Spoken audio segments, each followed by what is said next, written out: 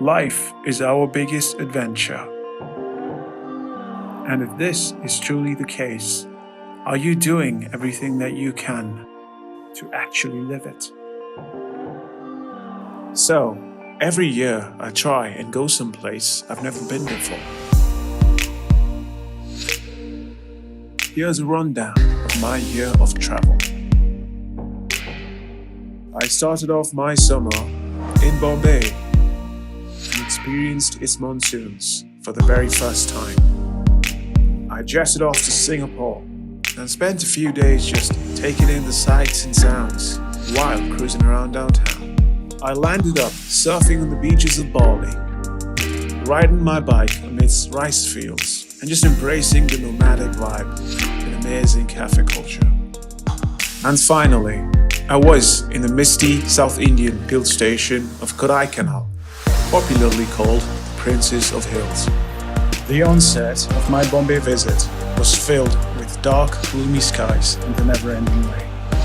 I particularly enjoyed the apocalyptic sights of the city's skyline and driving around in a torrential downpour. I met Marshmallow, the crazy dog. I was also at the historical Cricket Club of India, who never quite stay away from the game. So I had a hit in the nets.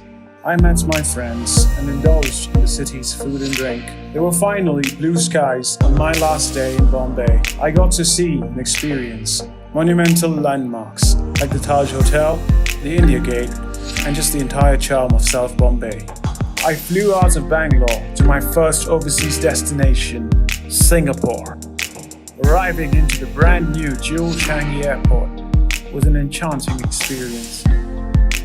The entire new terminal in itself was a tourist destination, and I was absolutely blown away. We had to ourselves a nice BMW M5 drop top. Took it around town for a spin. I had a really fun time hanging around in Clark Quay and Boat Quay, and later on ended up at the Marina Bay Sands. Checked ourselves in all the way to the top at Selavi and enjoyed Singapore's bustling nightlife. Paired with some amazing restaurants and its food, and a city offering so much adventure, makes it truly, as the locals call it, shiok. Believe me when I tell you, Bali is so much more than what you see on social media. We got ourselves a really nice villa in the town of Canggu. And with the villa, to top it off, came with it a maxed out superbike, a Honda CBR.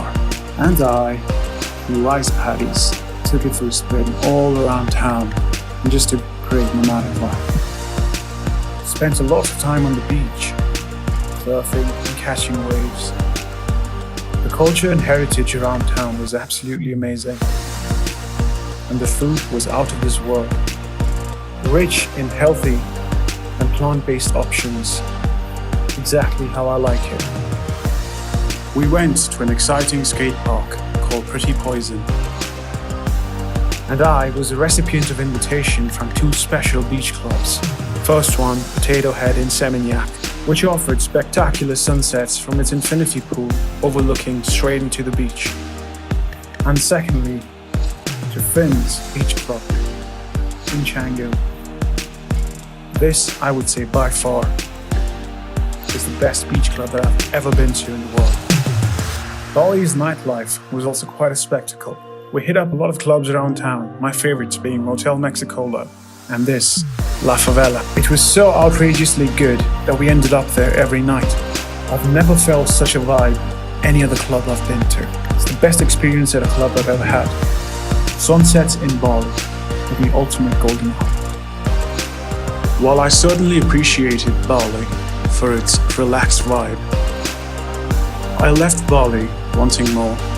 I realized there is so much more to discover under its shimmering, glittering surface. A deeper, richer cultural experience that I barely glimpsed during my 5 days. My final visit for the year took me to the South Indian hill station of Kodaikanal. Whether it was cycling by the lake, trekking in the forest, or just capturing picturesque vantage points, this little town had it all. While exploring in the deep jungles of Kodaikanal, I often found myself in my element as the modern-day millennial Tarzan. The whole aura seemed like it was straight out of a haunted movie. Misty green canopies and flowing river streams all around us. Kodaikanal just seemed like the perfect place to disconnect from the world. This impromptu getaway was a deeply enriching experience. The list of countries and cities and hidden corners around the world calling my name has only grown exponentially. I guess the more you travel, the more you realize how much is out there. And isn't that a beautiful thing?